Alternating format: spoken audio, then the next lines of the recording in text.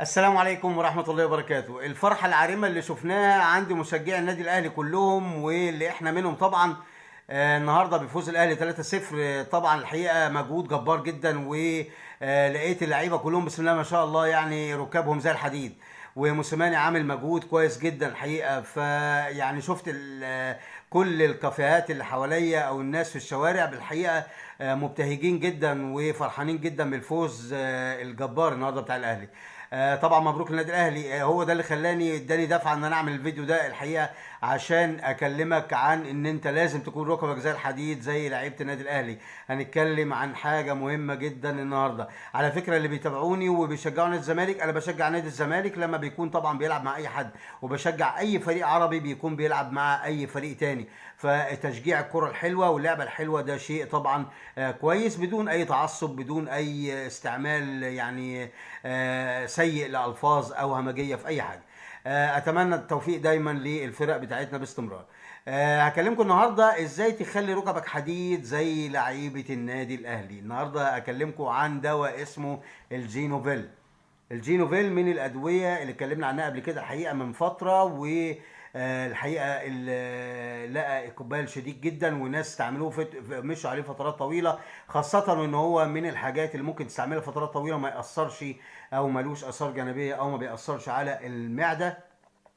الجينوفيل طبعا من اهم مكوناته الكوندرويتين طبعا، والجلوكوزامين، والام اس ام او الميثايل سلفونايل ميثين، اللي هو طبعا بيحتوي على الكبريت. عنصر الكبريت مهم جدا لتكوين السائل الزلالي اللي موجود بين الركب ولإعادة بناء الغضاريف. طبعا مع التقدم في العمر بيحصل ان الركبة دي عبارة عن طبعا عظمتين قبال بعض، في ساينوفيال فلويد بينهم، في ساينوفيال فلويد موجود بينهم.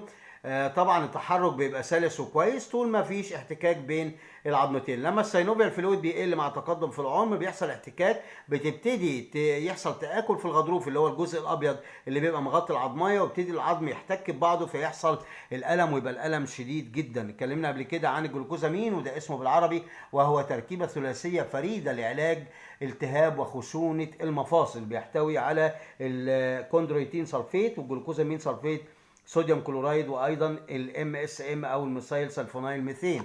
الجينوفيل اتكلمنا عنه قبل كده، وبرده من الحاجات اللي احنا هنضيف عليه النهارده في كورس العلاج. هو بيتاخد حبايه صباح وحبايه مساء لمده بتتراوح من 3 شهور ل 6 شهور، ممكن سنه، على حسب تقدير الطبيب وعلى حسب شده الخشونه اللي موجوده في الغضروف او اللي موجوده في الركبه.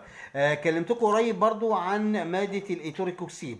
ماده الايتوريكوكسيب اللي كانت موجوده في دواء لقيناه في مصر نون، طبعا الدواء الشهير بتاعها بتاع ميرك شارب اندوم او ام اس دي، اللي هو الاركوكسيا. وكلمتكم عنه وقلت لكم ان هو غالي شويه، ال 14 قرص 122 جنيه. وقلت لكم ان في اللي هو ريكوكسي برايت، الدواء التاني اللي هو بيحتوي على الايتوريكوكسيب.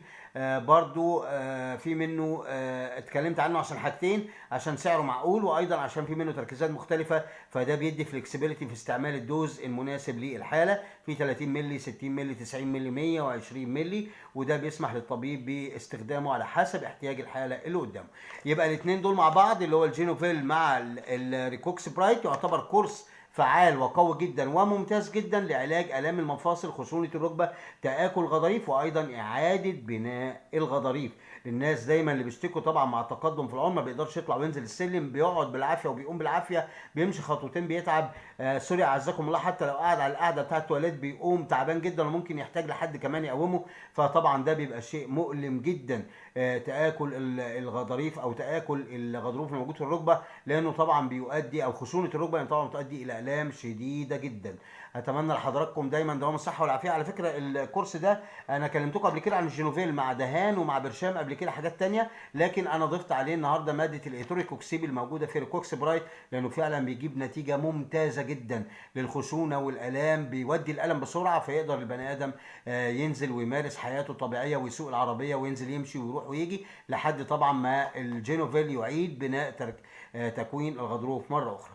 اتمنى لحضراتكم دايما دوام الصحه والعافيه. شكرا، والسلام عليكم ورحمه الله وبركاته.